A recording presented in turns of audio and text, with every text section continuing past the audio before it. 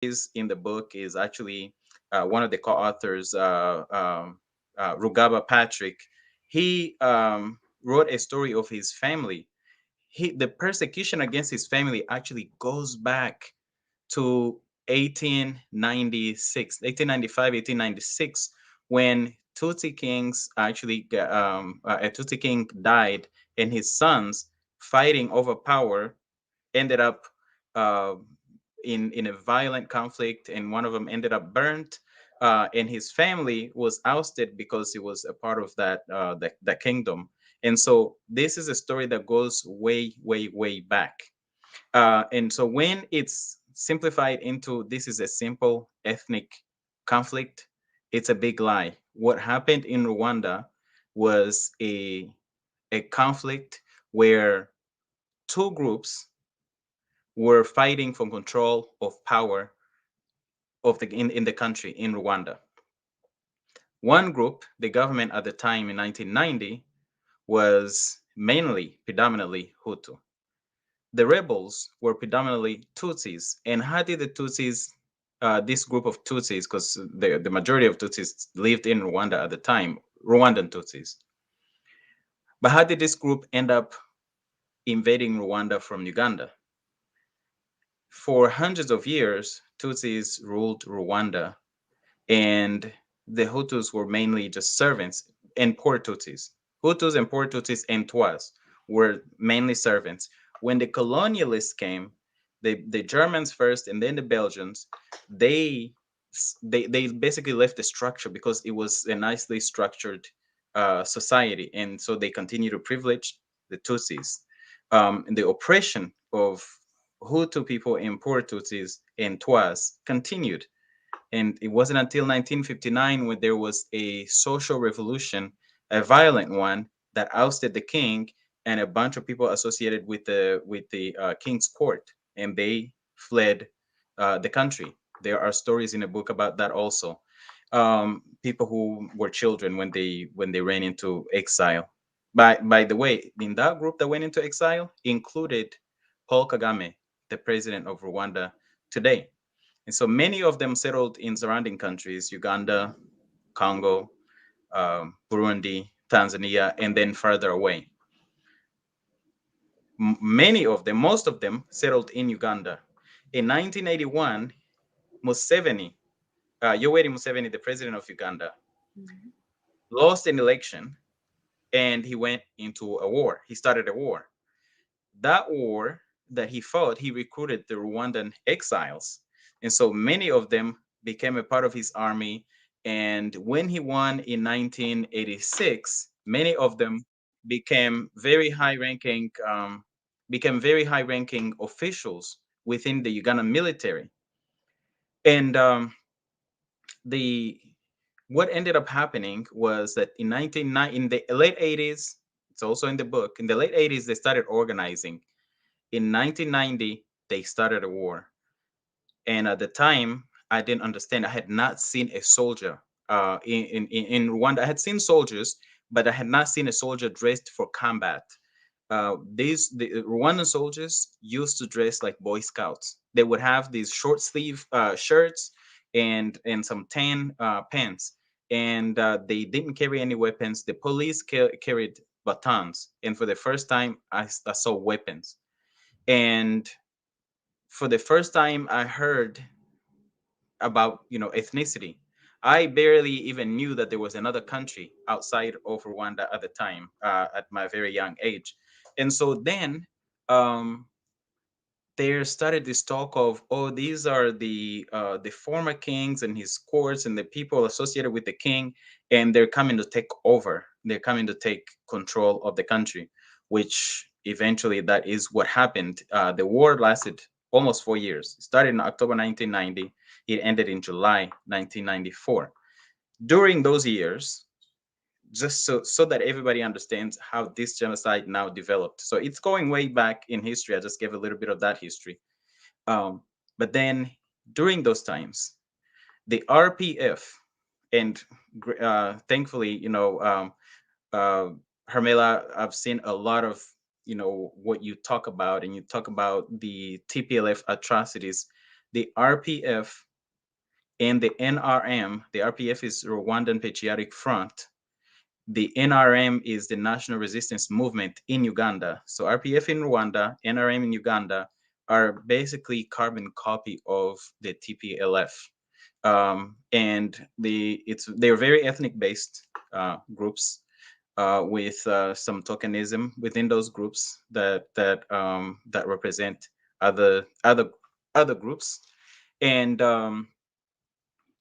the RPF committed atrocities from 1990, where Rwanda is a very small country. It was a country of 7 million people. More than a million people fled the RPF between 1990 and 1993. They had stories of women, pregnant women, being opened up. They had stories of children being burnt in hospitals. They had stories of people being called into meetings, and when they came into meetings, they surrounded them. They threw grenades into those crowds, and in some cases, they killed them with hand weapons. And some of those stories are in the book, also. By the way, people who survived those atrocities. And what happened during that time is that people started now learning that this army that we thought was coming to liberate Rwandans, that's what they said that they were going to do, was actually committing major atrocities. On top of that, there were a lot of weapons in the country. In fact, for me, as a preteen and barely a teen by the time the genocide happened, I it was cheaper for me to buy a grenade than it would have been for me to buy a bottle of soda or a loaf of bread. And so now normal weapons were being used. I mean, war weapons were being used for normal crime like robbery and burglary and other things. And so in Kigali, which is the capital of Rwanda, I mean, I started hearing explosions. We heard explosions on a nightly basis. There were gunshots on a nightly basis. Neighbors were being robbed at gunpoint, and there were, all of this just general insecurity. On top of that, the RPF there was a general within the RPF that led this operation specifically, General Karenzi Karake. He led a bombing campaign within the country where they would set off bombs in the markets and at bus stations. And for anybody that knows a country, generally any country in Africa, especially a highly populated country like Rwanda, imagine how many people were being killed with these bombs and injured. I personally actually met a person who had been bombed in one of the buses. I went to a hospital in Kigali, and from a distance, I was sitting with my mother, and from a distance, I saw this white woman, and the white woman was on crutches, and she was walking up toward us where we were sitting in a waiting area. And then I started thinking, but why is this white woman wearing an African wrap? And so she keeps walking up, and then she gets closer and she's speaking Kinyarwanda, which is the language spoken in Rwanda. And I was like, well, you know what? When white people normally speak Kinyarwanda, they have an accent, but she doesn't have an accent. So she walks up some more and she gets there and she's agonizing. And then they ask her what happened. And she goes, I was on a bus and this guy left something that looked like a bottle on the bus, and somebody said, hey, you left your bottle on the bus. And instead of coming to grab the bottle, he took off running, and the whole bus exploded. And I believe everybody died except for me.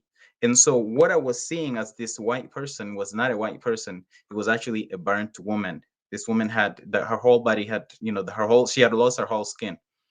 Um, and so, these are some of the things that led up to the genocide.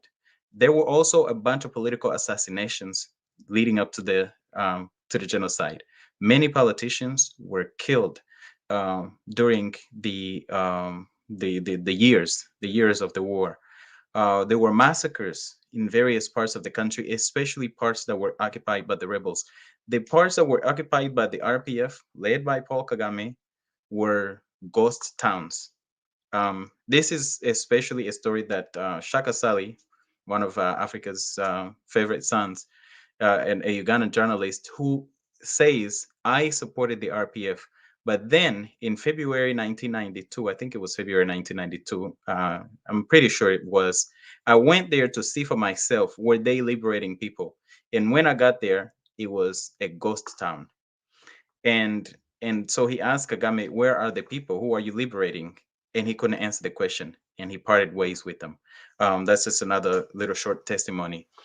This is, I just want to clarify for people that may not be as familiar with the story. So this is a 4-year conflict, and these were the things that were happening all the way to the point that the mainstream media only focuses on is that, you know, the last mass attack generally, or generally the focus is on Tutsis, although it was a conflict.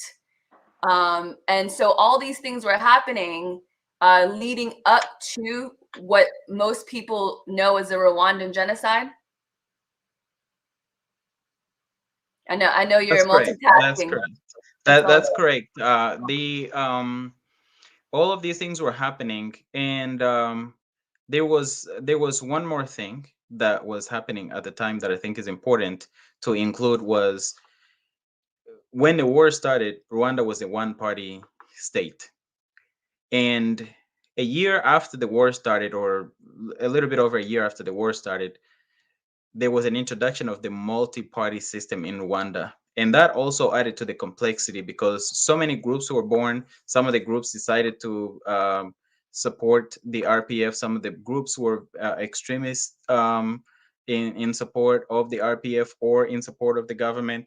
And so that also added to the chaos because at some point they started having these riots in the streets. And when we went to school, I didn't know that I would make it home from getting past all these riots. These are all things that were happening leading up to the genocide, the part, as you said, that mass media focuses on. During that time there was also extremist media, and that extremist media were one of the radios that is focused on the most is the RTLM, um, which it was in support of the government. There was also another one that nobody ever talks about, which actually came first, which is Radio Muhabura by the RPF, which also was a hate speech pushing uh, media. It was a propaganda for the RPF.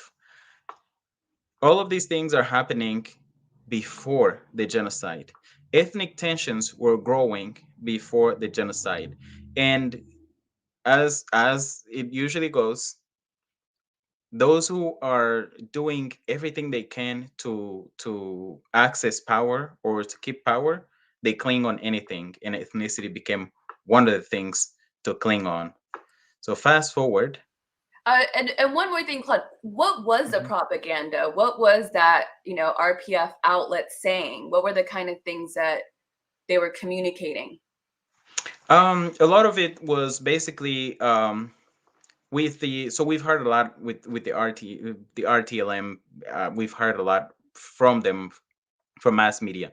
With the RPF media, the Radio Muhabura, uh, some of it was to lure. They will call people names. They will call people's names out, and basically make threats to people. In many times there was talk of, oh, did you hear this person's name on Radio Muhabura? Did you hear this person's? And those were the targets.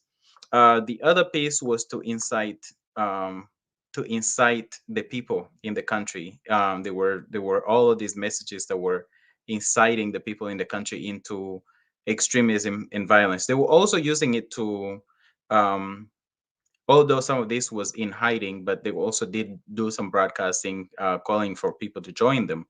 And within the country, there were actually campaigns to have, especially young Tutsi men, well, not just men, young Tutsis to join the RPF, which many did. Some of them teenagers, like people who were barely older than me, were joining the RPF. Some of my neighbors, some of my teammates, some of my classmates, or older schoolmates actually joined the RPF.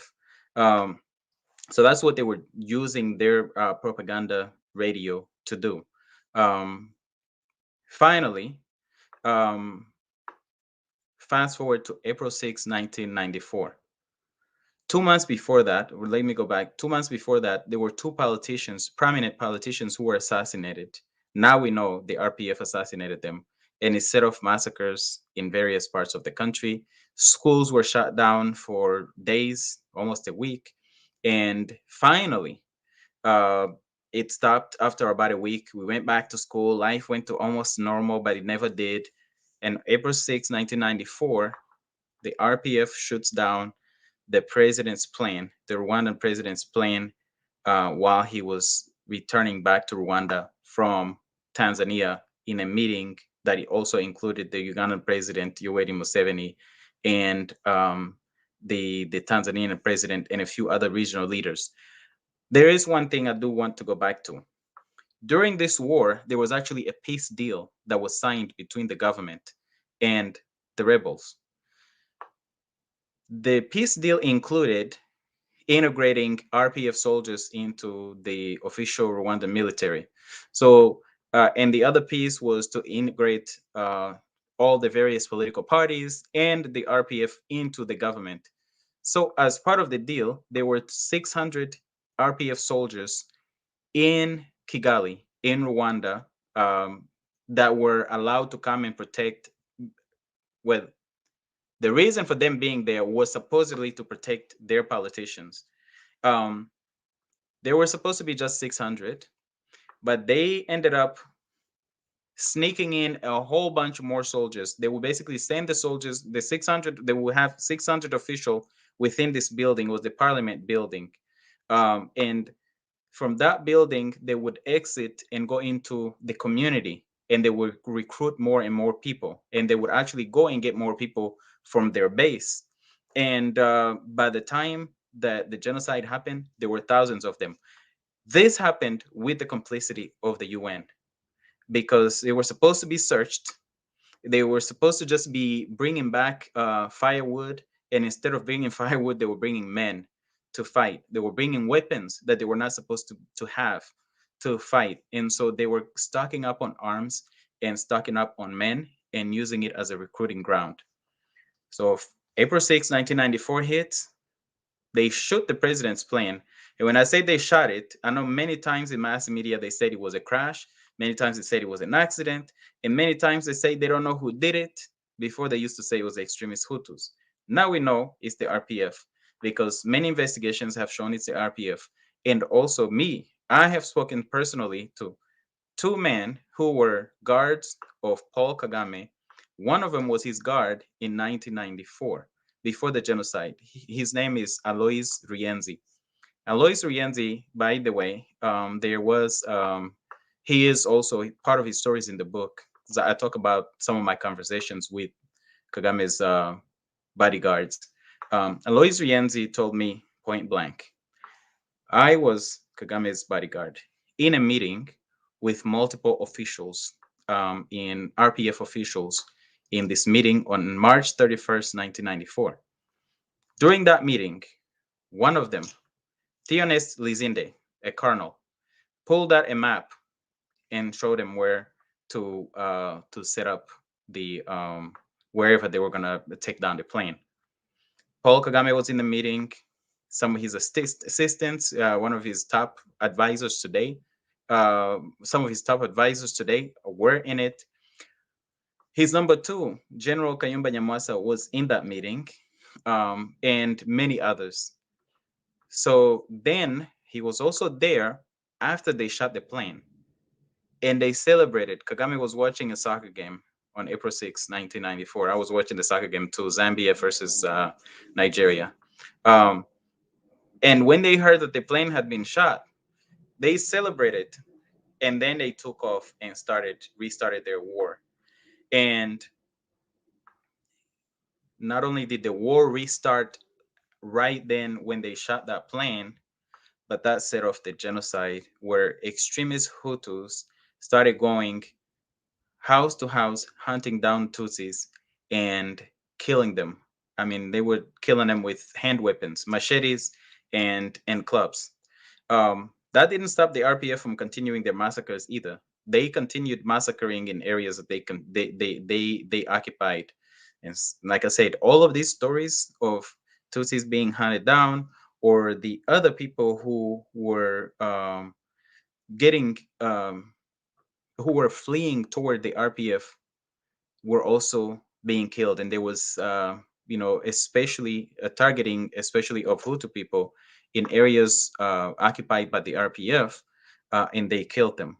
Many families were wiped out either by the extremist Hutus in areas that were controlled by the government, or by the extremist Tutsi RPF that killed so many people in areas that they controlled. So that's kind of the background to the genocide.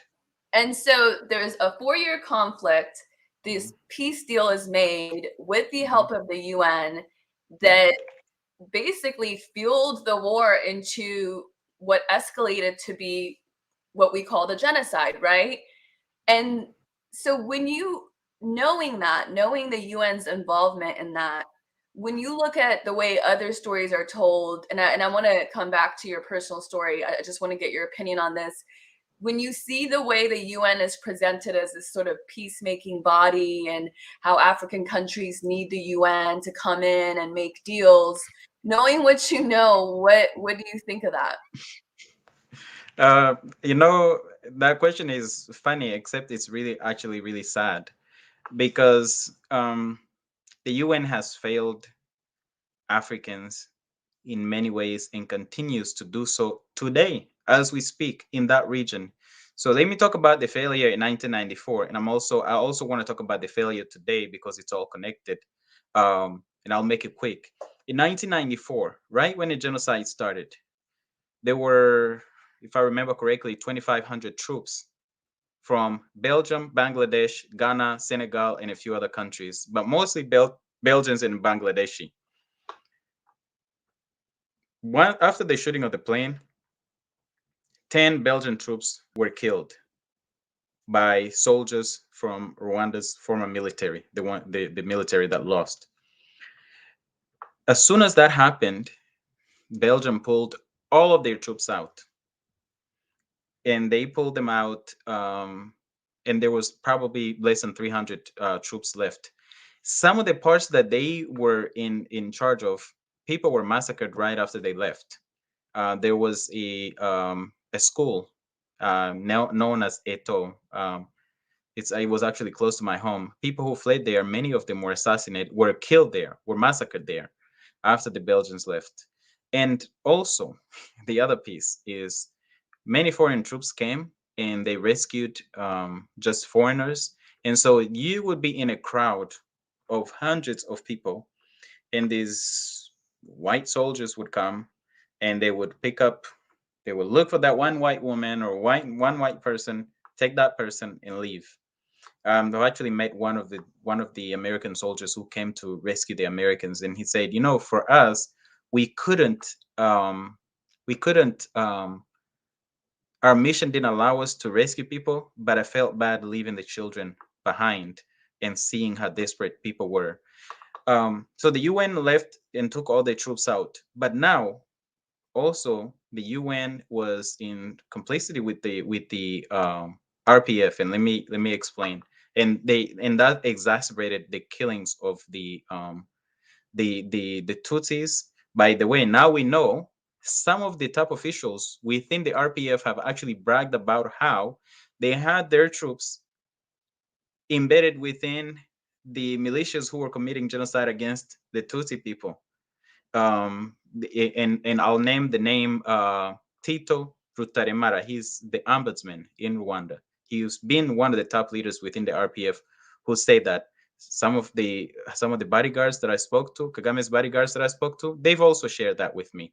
Emil Gafirita, who was he was disappeared in Kenya on his way to testify about the shooting of the plane. By the way, he's shared that with me.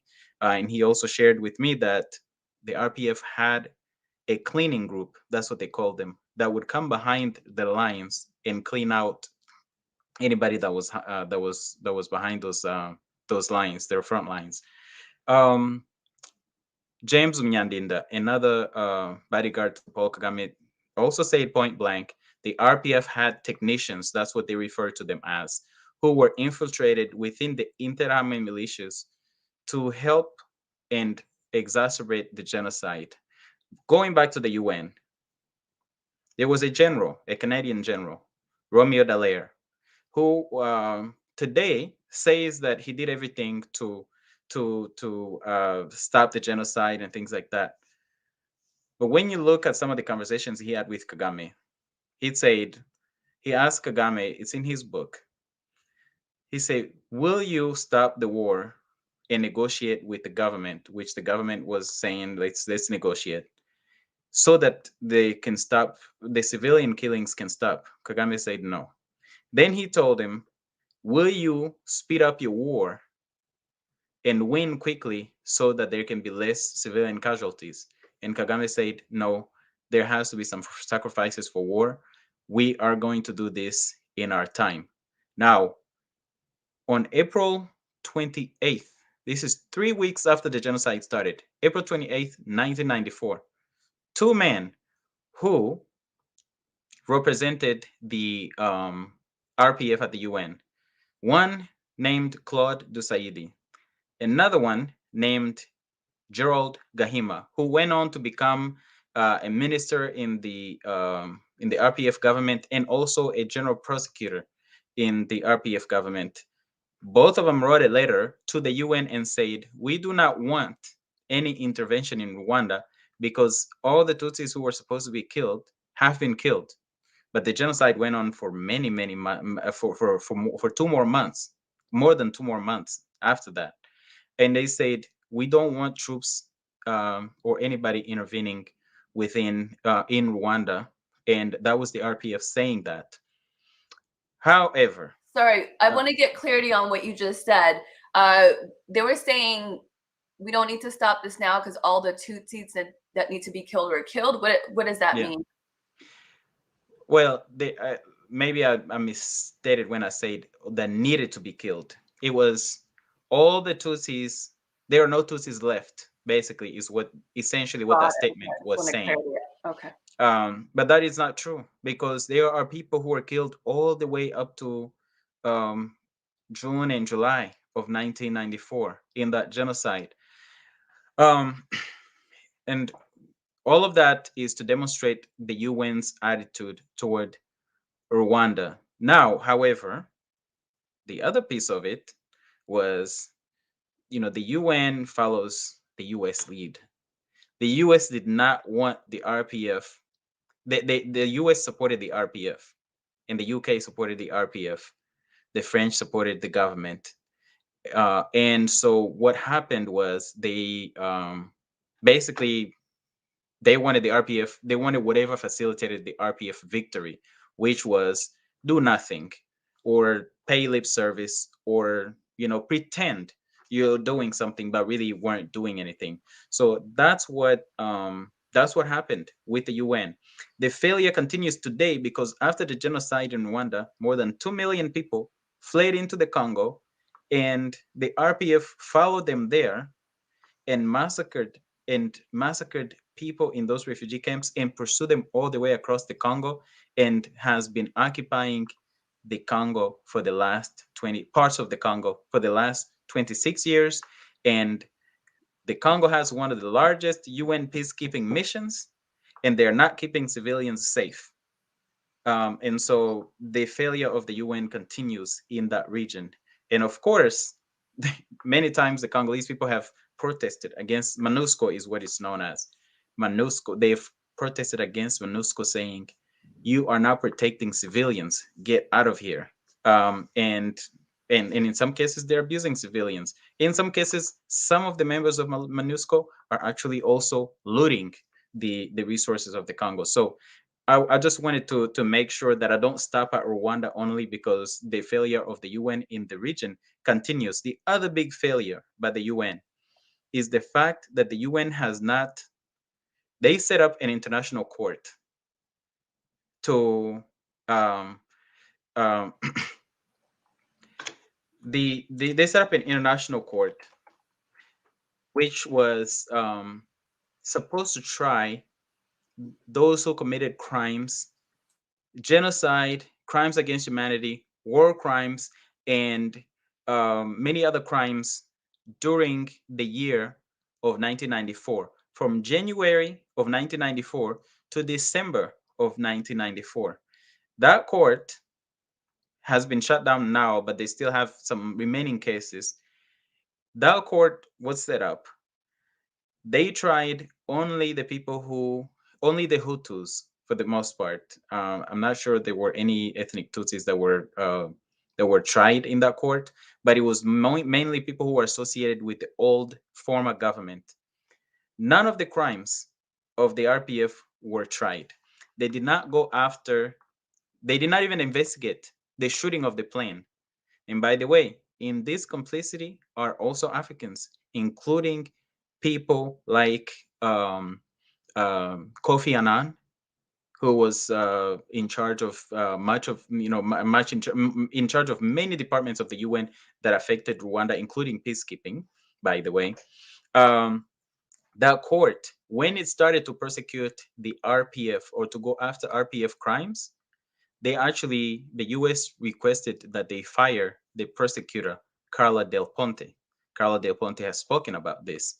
A Canadian prosecutor, Louise Arbour, actually shut down some of the investigations, and this is directly from the investigator Michael Horrigan from Australia, who's since passed away, and many others. There has been so many attempts at prosecuting the RPF for crimes they committed within the jurisdiction of the UN court, the ICTR, set up in Tanzania, and so far, not a single prosecution. They actually cooperated with the RPF. One other thing that's in the book, by the way, was the corruption at the court. The RPF was sending spies and also fake witnesses, many of them women, who were sent there, and they were using them basically to prostitute themselves at the court. One, what they would do was they would give false testimony and they would get paid. The RPF wrote testimonies for them against the people who were being persecuted, and they um, they they um, they would give the false testimony. They would take that written statement and then they would pay them money. That story is in the book. Um, on top of that, some of them got to sleep with judges and prosecutors and got even more money. And they got VIP treatment. That's in the book. But this is something that we've known. The UN courts used, Rwanda used false testimony and false witnesses at the UN court to persecute certain people. Um, so at the end of the day, the UN, which was supposed to bring about truth and help Rwanda reconcile, actually basically gave a victor's justice, which was, the RPF won. So we'll persecute everybody that was not in the RPF or against the RPF, but then we'll leave the RPF alone. So the continued failure of the UN continues today. One more, and I'll stop there with the UN failure. I talked about the invasion of the Congo, where the RPF went after Rwandan refugees after the genocide and went and killed those refugees, and pursued them all the way across the Congo, occupied the Congo, killed millions of Congolese, not just the RPF, the NRM in Uganda. These are tied; they're tied together. And by the way, they also, claim that they're related to the TPLF in Ethiopia. Now, going back to that failure, the refugee camps were invaded. The UN, in some cases, this is from Masako Yonekawa, I believe is her last name. She worked for the UN. And Masako said, I work for the UN, and it took me a while to realize that I was complicit in the mistreatment and actually the fate of the refugees who ended up dying because the UN, in some cases, refused to provide them with food, and they were trying to force them to go back to Rwanda while they were fleeing, and all kinds of things that, evil things that happened to the refugees. Not only that, in, I believe it was, I can't remember what year, there was a discovery of mass graves in the Congo. When they discovered those mass graves in the Congo, they started an investigation that turned into something that's called the UN Mapping Exercise Report for the Congo, which in that report includes what they refer to as a possible genocide by Rwandan troops against Rwandan Hutu refugees. Yet, in those recommendations was supposed to be a tribunal, an international tribunal to actually try those crimes. That has not happened. That still is the failure of the UN. And not only is it a failure of the UN toward Rwandans, but it's a failure of the UN toward the people of the Great Lakes region of Africa, and especially people in the Congo. Gosh, this is all so fascinating, and we're getting a lot of comments to that end.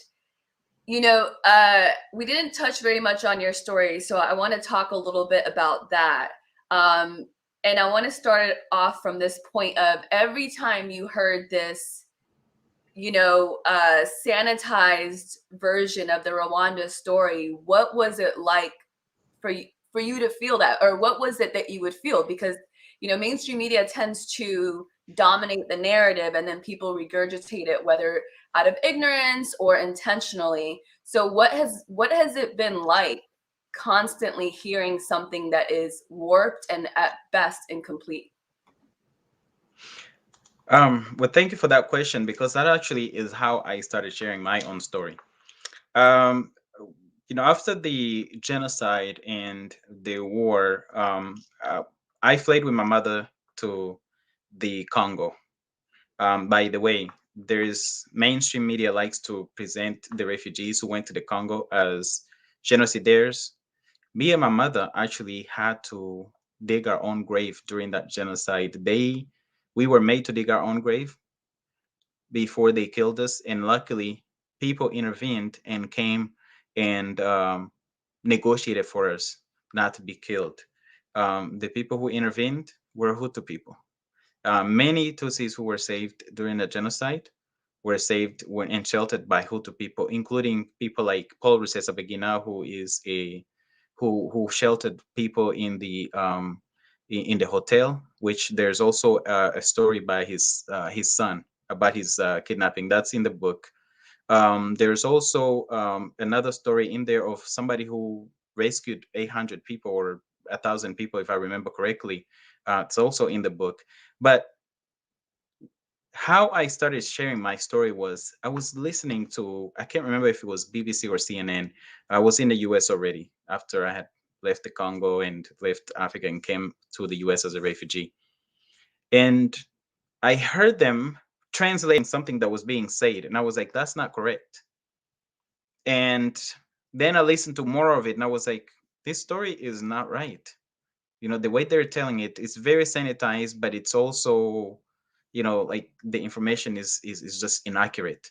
So I then decided, let me see how many more of these. And the more I read, the more I was like, okay, we have just a straight sanitized story, but this is not the complete story. This is not everything. This is missing a lot of things.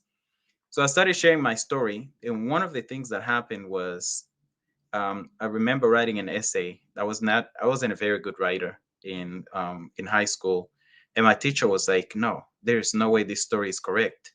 You are, you made this up." And at the time, I didn't really have a good understanding of white supremacy. Now I understand and I get it. That I'm sure if that story was told by a white person, he probably would have believed it. Um, but anyway, I was really disturbed at how this person could come and tell me that my story is not valid. Anyway, it took me years to actually come back to my story. And it wasn't until I got to college and read the story of Frederick Douglass, an American slave, an enslaved African, basically, who was sold into slavery, taken from his family at 7 years old, sold into slavery, freed himself at 21. He had taught himself how to read and write, and he used storytelling as one of the tools to fight um, against slavery. And when I read his story, I was really inspired. First, I felt really useless. I was like, I've got this story. I'm in college. I've got all of these resources, and all I care about is playing soccer. And this guy has done all of these things, and we're about the same age when he actually freed himself. At the time, I was maybe a year or two younger than, that 21-year-old Frederick Douglass. And that really inspired me to share my story and not be afraid to share it. And then as I started sharing my story, at first people were like, "These are just some creative." It was myself and a friend of mine, and Angie, and they were like, "Oh, these are some creative writers. These kids are creative writers." At first, then they started like saying, "You can't make all this stuff up." And then the more and more I spoke out, the more and more I was invited to speak in more places and share my story. And the more places I went, the more harassment I experienced and the places experienced. There was an attempt to have me censored by the RPF and the embassy in the Rwanda's embassy in the US, and the various agencies belonging to the Rwandan government. So the Rwandan government has an extensive network, by the way, of spies and infiltrators, and also people who work to silence and harass uh, critics. And so there's something called the Rwandan Community Abroad, RCA, or the Rwanda diaspora. It's in many countries, any country that has an embassy, basically. And it's an extension of the embassy. And they started sending people to harass me. They will go harass the institutions.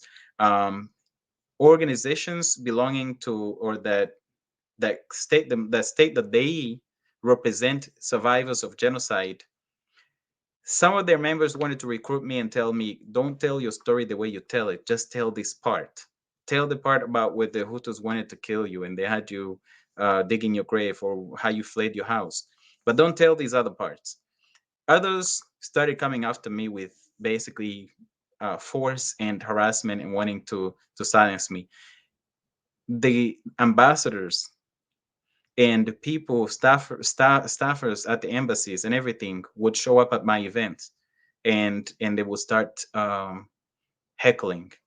And so all of that to say, the more my story got out, the more of this that got out, the more I realized it was really important, not only for it to be out there, but to be consistent, because the story had been completely, excuse my French, bastardized. And today, what we've done with this book is actually put out stories that represent most people in Rwanda would actually recognize themselves in this book, whether they're inside of Rwanda or outside of Rwanda. But that is, it was really upsetting to see how, and it still is today, to see this story misrepresented and to see people's lives erased.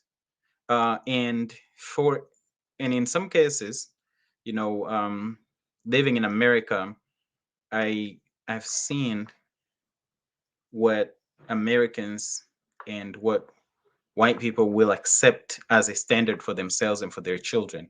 And for me, the thing is, do not subject Africans to a life that you wouldn't want your children to live.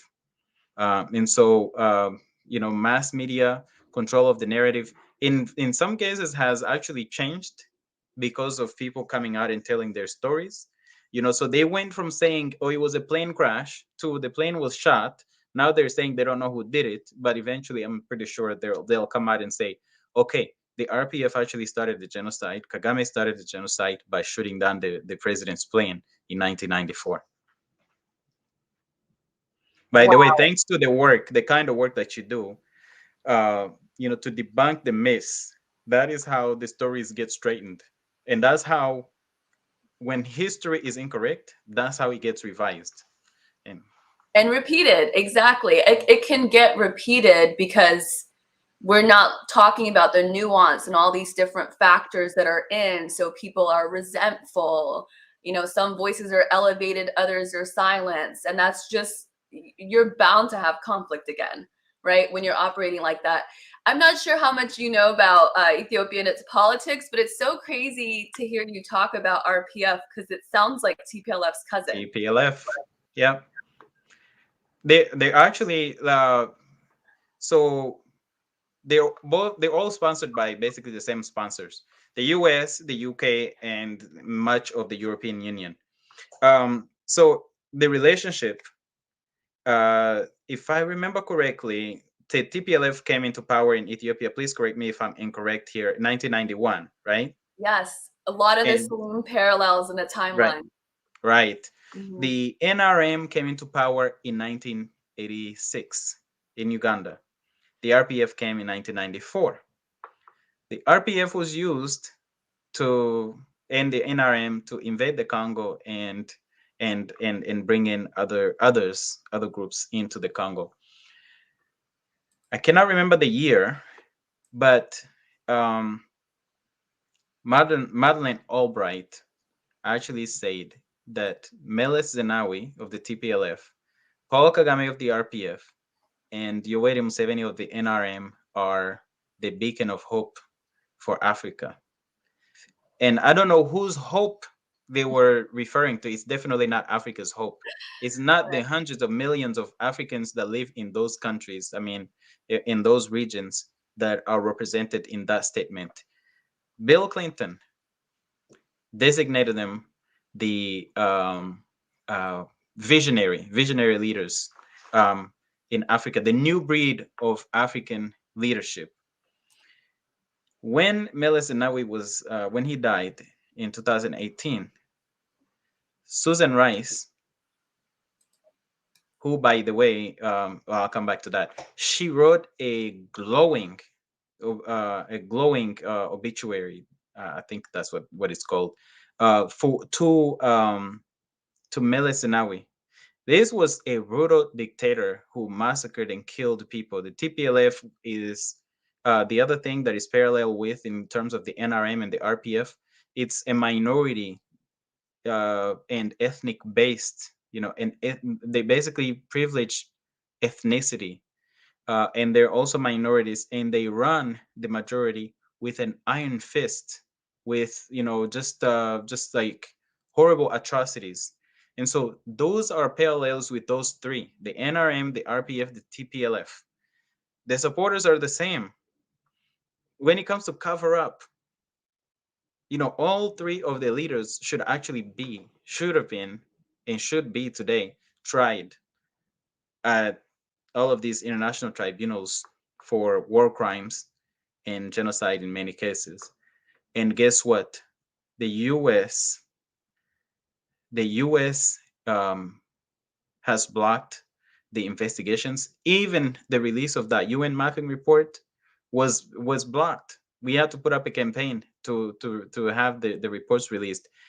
Susan Rice is known to have performed some work for Paul Kagame as his lobbyist, and so basically they are tied not only in terms of how they operate, their background being very ethnic based and kind of almost like, how can I put it, like apartheid like way of running countries, the massacres that they've committed, but also in who supports them, who sponsors them, who's given them money, weapons, military training, diplomatic backing, and political support.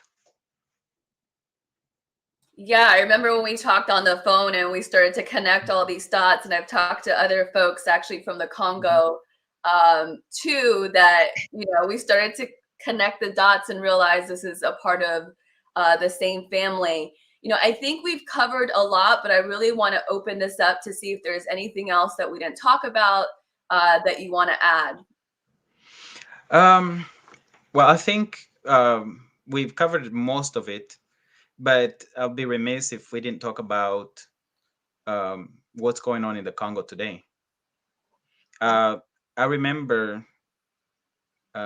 I was still in high school, um, when the Ethiopia, or maybe I can't, it was right around when I was still in high school. Ethiopia was fighting Eritrea, The and the border war 98 yeah, to 2000. yes, yes, Yeah. yeah, Hmm.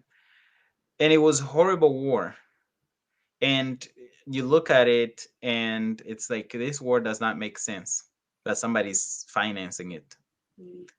And you look at what's happening in the Congo today. Both Rwanda and Uganda have invaded the Congo with the support and the backing, political, military, and financial support from Western countries, including the US and the UK and much of the European Union. And of course, Canada throwing its hat in the ring recently, saying that they're going to support Rwanda to fight Russia's influence in the region. Um, and the two countries are so much smaller than the Congo, but they've taken up so much territory of the Congo and committed so much atrocities, and the world is still looking on. And I want to shine a light on that. When we hear M23, that's just an acronym to cover up the fact that it's Rwanda and Uganda invading the Congo. In fact, in previous years, um, when the M23 invaded the Congo, they um, the reports and the investigations showed that Rwandan generals, General James Kabarebe, General Jacques Nziza, and General uh, Charles Kayonga, by the way, who led the bombing campaigns that we fled in Rwanda, in Kigali, were in charge of recruiting, providing military support, providing finances and logistics, and recruiting for the M23. Nothing has changed. The same players from 10 years ago who stopped fighting, ran into Uganda and Rwanda, are back today from the same countries fighting in the Congo, and the world is silent. And there must be. I want to echo the words of Dr. Denis Mukwege, who, to me, has shown more leadership than just about any political leader in the Congo. There has to be tribunals set up to try the crimes committed by Congo's neighbors and also some Congolese officials in the Congo over the last 26 years, in order for the region, not just Congo, but the whole region, to have peace. Congo is like it's got the shape of an elephant, but it's also like a trigger, like a pistol trigger. And Congo is a trigger for the continent. It's a country rich in so much resources. They can provide food security for the whole continent, electricity for the whole continent, and more. And they've got $24 trillion worth of resources. And guess who's plundering those resources? Multinationals from these Western countries, and a lot of them from Canada, by the way, a lot of them from Australia, and many American and British and Belgian, and some South African. Not to leave that out.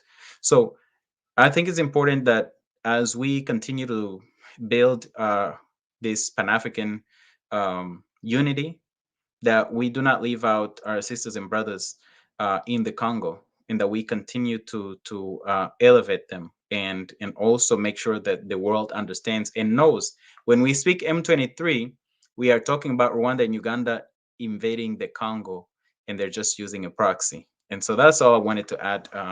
Hermela, thank you so much.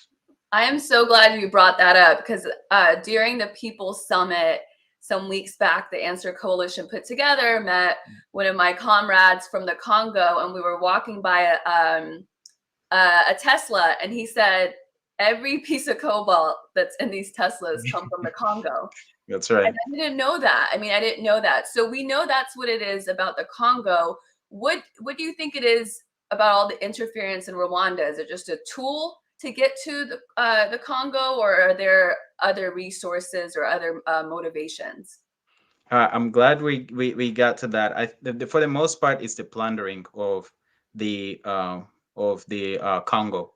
And if I can maybe simplify it, I would like to use in the spirit of Pan-Africanism, I would like to use the example of slavery, the slave trade of our African sisters and brothers to the Americas. During slavery, there were multiple things that made it happen. The trade. One was you had to have the corporations that were trading us, the resources. The human beings were the resources. You had to have the politicians in the legal system to legalize the trade of human beings. You you definitely had to have transportation, and you also had to have local players in some cases. What we have with Kagame and Museveni and Kabila of the Congo, who is no longer president there, is those are the local merchants, those are the local slave traders uh, of yesterday. And so, what it is in Rwanda, the interest in Rwanda is the mercenary. That is, the West's mercenary in the Congo that goes out there, kills, steals, robs, and also facilitates and makes it easy for these multinationals to get in there and continue the plunder. I'm glad. Yeah, I'm really glad we brought up Congo, because it wouldn't have sat right to have this conversation without including the Congo. One last question, even though I told you I was going to let you go because somebody commented, and I'm curious to hear, because I think this is another point of conversation that can actually bring Ethiopians and people from Rwanda and Congo together, because there's a lot of parallels. So somebody said, Gorgon Zola, as the username, said, we need to talk about the ethnic supremacy beliefs too. Early German colonizers measuring noses and saying some are superior, divide and conquer as usual. Not necessarily that we have to go back that far, but are there any ethnic supremacy elements to what's going on in Rwanda? Is there something that's said about Tutsis that's not, said about Hutus, or is that something that that isn't really there? Big time, definitely.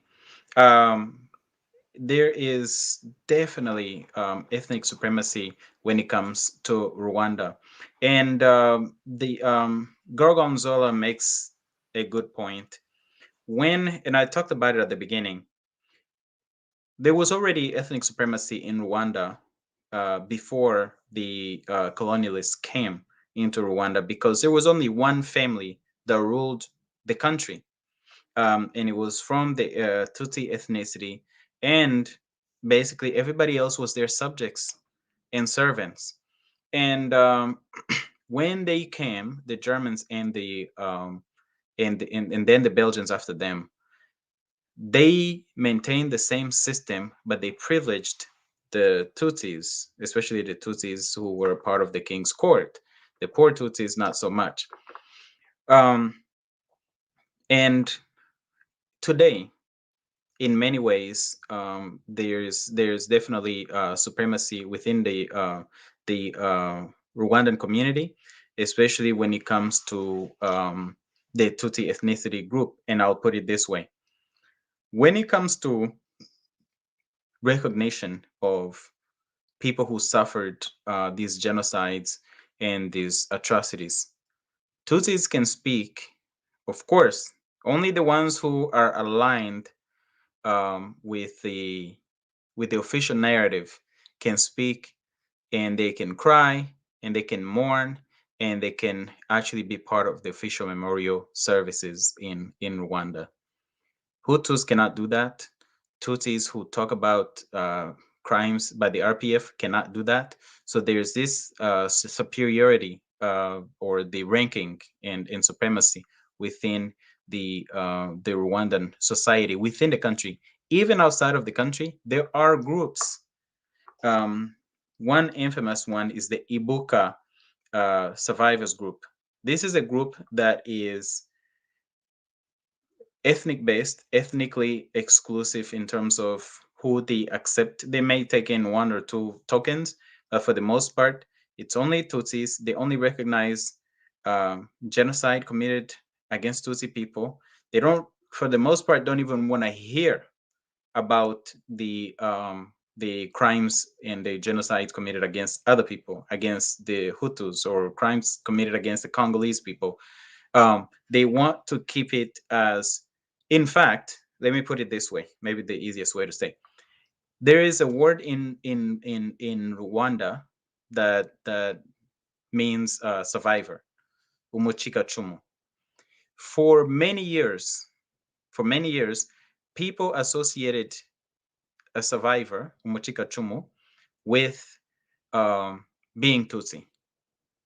It wasn't until recent years when we started explaining, hey, surviving is not ethnicity. Surviving is not where where you were born. Surviving is your experience. It's what did you live and did you survive in an event that happened. And of course, one of my actually a couple of my co-authors, Constance Mutimukiaye and Delphine Yandamutso, have also written statements about this and the recognition of all survivors. So all of those are things that are built into this superiority. There's also like the stereotypes where they say, Tutsis are smarter, better looking, and so many other things that are in some cases, of course, incorrect. There's just stereotypes. But for the biggest part of it is the institutionalized supremacy, which is through the Ibuka groups or the survivor groups, and also how memorials and commemorations are conducted within the Rwandan community. And so one of the things that's happening with this book is actually shattering that. And I think that makes everybody safer at the end of the day, right? If we understand the complexities of people that are involved in things that they did not design, that there is no, moral superiority in any particular ethnicity. People, the nuance is so important, because the way that Africa's stories are told is so simplified. And I think that's why, part of the reason why we keep going into these cycles of conflict, because, the way we tell a story gets flipped, but still simplified, and it doesn't really talk about all the nuance that there is in being human. Thank you so much, Claude. I so appreciate your time. I don't think this is going to be the last conversation that we have. For everybody that's been tuning in, thank you so much. I pinned the link to the book. It's on Amazon, Survivors Uncensored. I want to show you guys one more time so you know which book that you're getting. And it's on Amazon. We put the link in the comment section. Claude, thank you so much for your time. This has been really Thank you so much for having me. My pleasure. A lot of comments, just completely eye-opening. This is a conversation I wanted to have about Rwanda, because, even Ethiopians, even though they mean well, they bring up Rwanda in a way that I've come to learn is not all the way accurate. And I remember talking to somebody saying, I don't think you understand it all the way, because we've been fed a certain narrative. And, people are so shocked because they thought they knew, the story. So thank you so much for your time. Anything else you want to say? Yeah, Hermela, the more you understand Ethiopia and the dynamics of TPLF in Ethiopia, you will understand the dynamics of the Rwandan genocide and the RPF. It's so parallel, it's so similar, and I've been saying this for years. And finally, the dots are connecting, and I'm so glad that we're able to do that. What, is there any way that we can go about this that you think will prevent something like this happening? Is it just having these more nuanced stories about the context? Because somebody did ask that in the comment section. Yeah, I think it's important to give a voice to especially to the people who live these stories, to tell their stories and tell their stories freely without intimidation and censorship.